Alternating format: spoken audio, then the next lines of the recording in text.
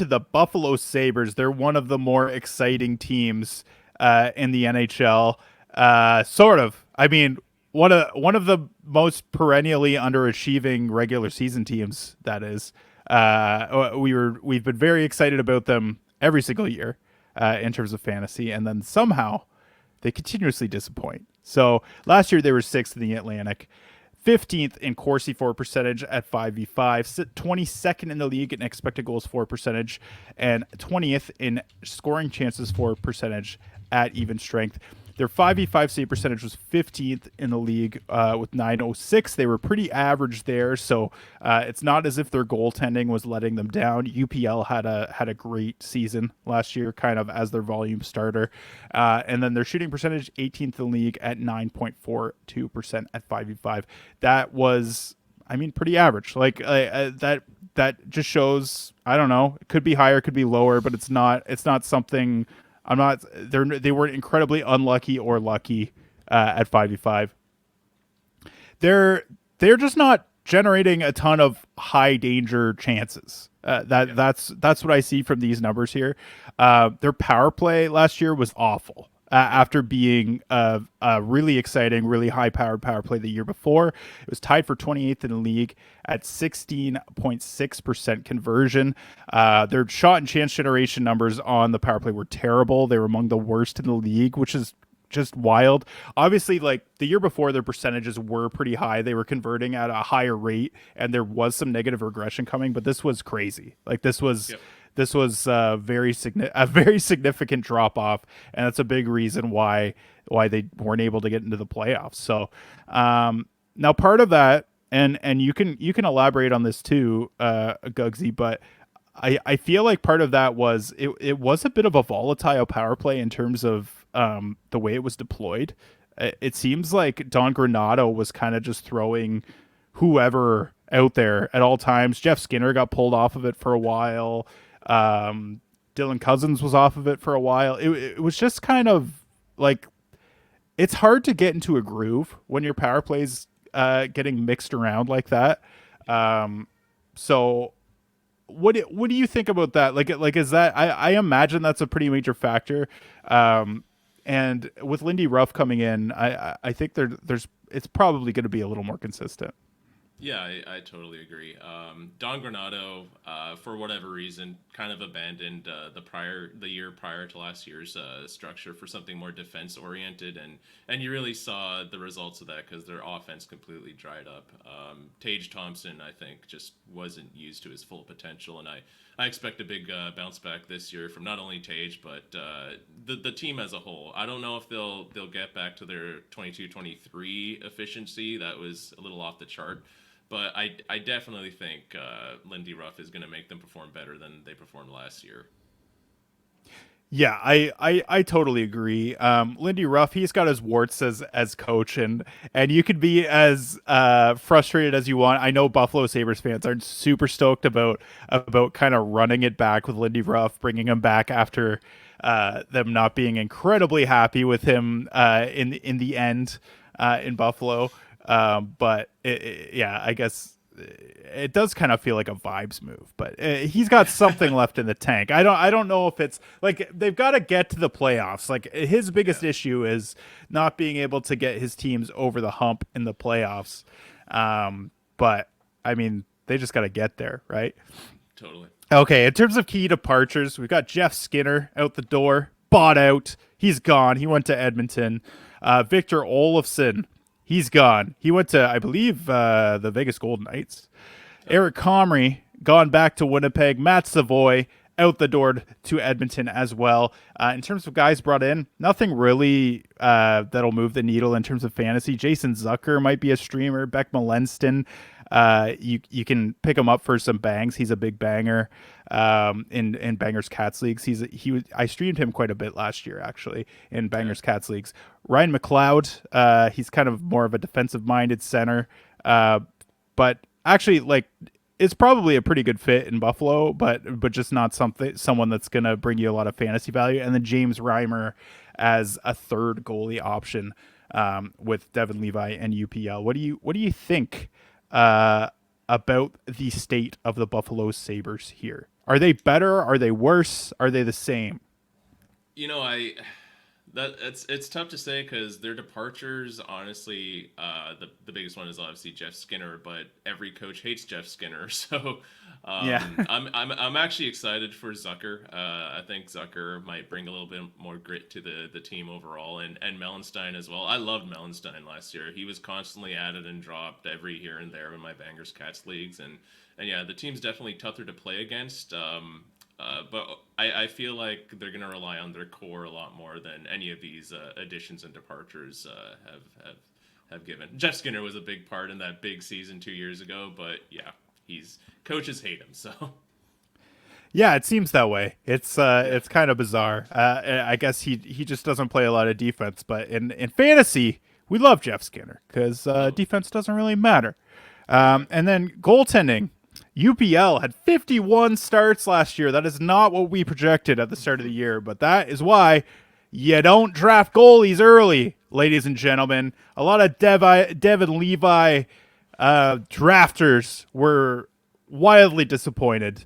Yeah, yeah. so 51 starts for UPL with a 915 even strength save percentage. Devin Levi, 21 starts. He had a 913 even strength save percentage. Played a lot of the season in the minors, but still performed fairly well in small sample size. And then you've got James Reimer as well. He struggled a bit in Detroit last year, but he is another option. So it'll be interesting to see what they do in terms of deploying their backup, whether they keep Levi in the minors or they carry three goalies.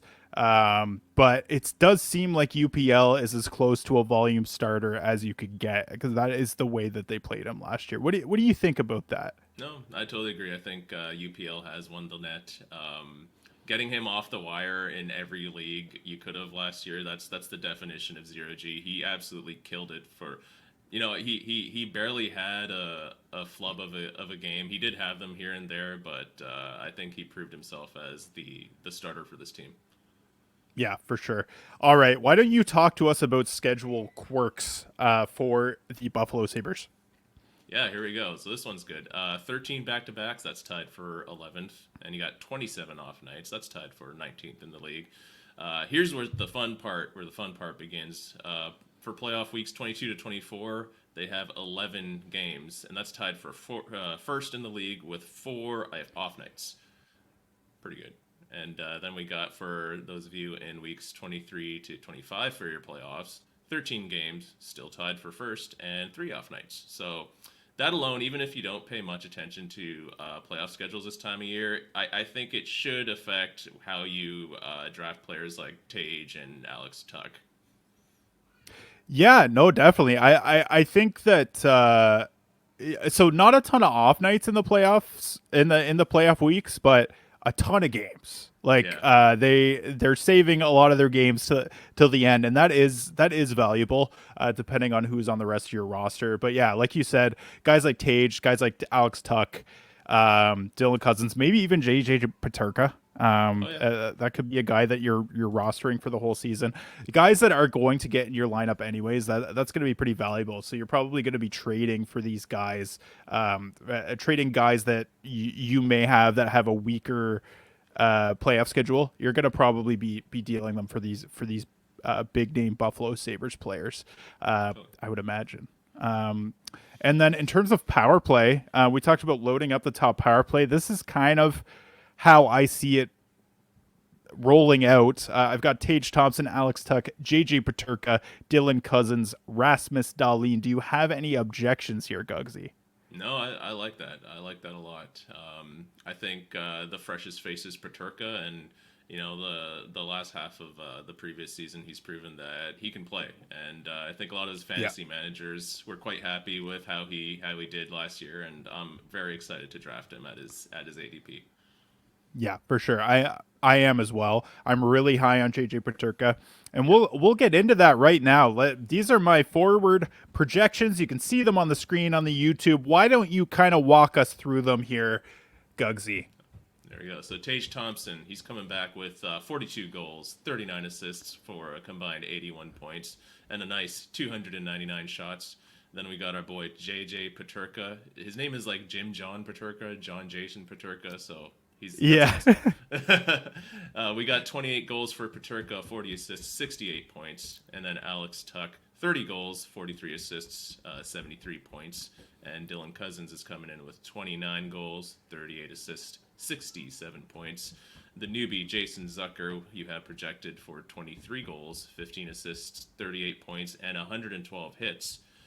Jack Quinn, big prospect, 24 goals, 30 assists, 54 points, and Zach Benson coming in with 16 goals, 25 assists, and 41 points.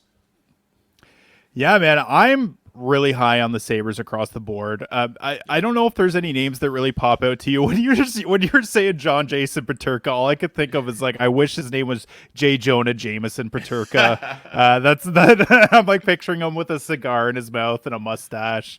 And but I don't know. There's something there. We'll have to workshop with Blake on something for Yeah, JJ definitely. Peterka. But are there any names that kind of pop out to you? I think my projections are probably a little bit higher on most guys here than I think the other two guys have been. Yeah, you're excited for Jack Quinn, and I could see why. I mean, he's a sick prospect.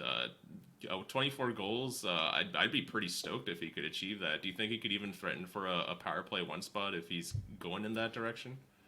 Certainly, I think that Yeah. the Paterka and the Cousins spot on the power play, I do think that it's relatively solidified. But that is definitely the fifth guy that like if any of those guys gets hurt, or if any of them aren't really producing, or if they just need to change things up, like he's the guy that's going to get on that power play. I think so. Yeah. There's definitely some contingent upside there for Jack Quinn.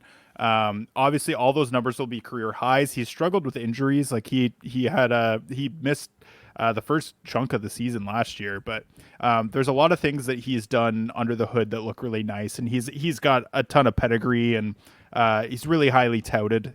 He just hasn't been able to kind of get the opportunity Yeah. and stick in the lineup in terms of just being healthy. So Yeah. He was if he has a injured last full year. yeah, Yeah. yeah, exactly. I'm curious to see what he can do there. Another few points here. I think Tage Thompson. I'm a little higher on him than the other two guys. Obviously, like he's been Nate's boy for years, but I just see him bouncing back. He had an injury, and that was a big part of why his production dipped so much. So I don't see him getting quite back up to his production that he had 2 years ago. But I think point per game is relatively reasonable for him. And then Paterka, I couldn't be higher on him. He's really exciting for me. I think he's going to get all the opportunity. I think with Jeff Skinner gone, he's pretty much locked in on that top line. And yeah, I have him for 68 points, which would be a career high for him. Obviously, he's only been in the league for a couple seasons, but yeah, and Dylan Cozens is another guy I'm a little higher on than the other two guys. I think that he's gonna bounce back here, and he's gonna have Jack Quinn on his wing as well. So lots to be excited about here. What about the defense? Why don't you walk everybody through my projections on D for the Sabres? Because there are a couple of nice fantasy options here. Yeah. So we got my BC boy Bowen Byram with 11 goals, 36 assists, and 47 points. He's a banger stud. He's going to get you 163 hits and 126 blocks. Then we got another bangers beast in Rasmus Dahlin, 17 goals, 55 assists, 72 points with 230 shots, 163 hits, and 146 blocks. Just a category monster. And then we got Owen Power with 7 goals, 27 assists, and 34 points. 124 blocks with Owen Power. Yeah, so I'm obviously very excited for Dahlin. Super high on him. I know Nate and Blake are as well. I think he's probably going to be the third defenseman off the board in fantasy leagues, and I think that is where he should be, right in the second round there. Yeah. Bowen Byram, I'm pretty high on him. I have him for a career high in assists, at least a career high in pace for assists. He's a really, really high efficiency converter. I think he's going to get a ton of opportunity. He's likely going to play on the top pair with Dahlin on the right side, which is exciting. So I think he's going to get a lot of ice time, get some power play 2 time. And then Owen Power. Owen Power's a guy that I just am not excited about in fantasy. Like I think he's probably a better real life defenseman than he is a fantasy defenseman. So I don't know. What are your thoughts there on Power? Like, do you see him kind of like exploding in some way, shape, or form, or is this kind of what we're gonna expect from him? Yeah, no, I'm not. Even introducing him, I had no energy for him. I don't really. At most, he's a watch list player for me. I remember last year he Yeah. was getting taken like what was it like within the top 10 rounds, which was insane to me because Yeah. it's Dahlin's spot, right? And no, I'm much more interested in Dahlin and Byram than I'll ever be interested in Power. I think if Dahlin's injured, that power play spot's probably going to Byram. What do you think there? Yeah, it's interesting because in the past it has been they have leaned Owen Power, but now that they have Bowen Byram in the fold, they Yeah, did play him, and obviously the coaching staff is different this year, so hard to predict. yeah, But they did play Bowen Byram with Darlene on the top power play last year when he first came into the fold. So yeah. um, I don't know. I do think that that's a possibility, but I wouldn't rule out Power as being the guy that they would put in Darlene's absence. It's a weird one there. I think Byram should be the guy, I agree. Yeah, but he's never been the guy. Unfortunately, he's always been pushed down the depth chart, and that's why I was hoping that he would go to a team where he would have a little bit more opportunity. But I do think there's more opportunity here than Colorado. yeah, But yeah. yeah, and I am still, regardless, excited about Bowen Byram going Yeah. into this year, as I was last year. Hmm. And my top three targets, I've got Tage Thompson. So in terms of ADP, he's going at 40.4 in Apples and Genos leagues and 47.3 in Yahoo leagues. I think he could provide some immense value there. So like that's in the fourth round for Tage Thompson last year. He was back end of the first, early second, and I think he does enough peripherally, and then with a potentially close to a point per game pace with over 40 goals. Like I think that Thompson could return you some nice value, even getting him in the fourth round. Alex Tuch is my next guy in Yahoo leagues. This is the big reason he's here. In Yahoo leagues, he's going at 116.1, which is just way too low for Alex Tuch, especially since he's a right winger, which is a position of scarcity. I just think he's gonna have a huge bounce back this year. And then Dylan Cozens is my third guy. I've got him for 67 points, and in Yahoo leagues, he's going at 173. In Apples and Genos leagues, 186. So just incredibly low. And I just feel like he's gonna smash the like his draft position there. Like he's gonna provide you great value if you get him that late. I'd be super excited to be drafting Dylan Cozens that late in the draft, especially with center right wing eligibility, which is what he is currently in at least in fan tracks. I'm not sure about Yahoo. He may just be center only. But is there anyone else that you want to touch on here? Obviously, I talked about Peterka. I think Yeah. he's a good option too. But Yeah. what do you No, think? I think we covered the guys I wanted to talk about.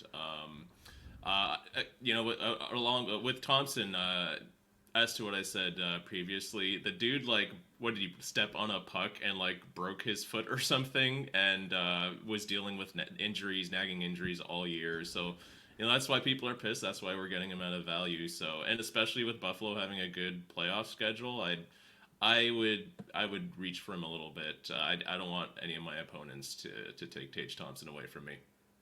Yeah, 100%. That those are the situations that you look for. There's a lot of guys in Buffalo here that had down years last year that I think are going to bounce back, and those are the guys that you want to be targeting in leagues because their ADPs are naturally going to drop because people's opinions of them have decreased.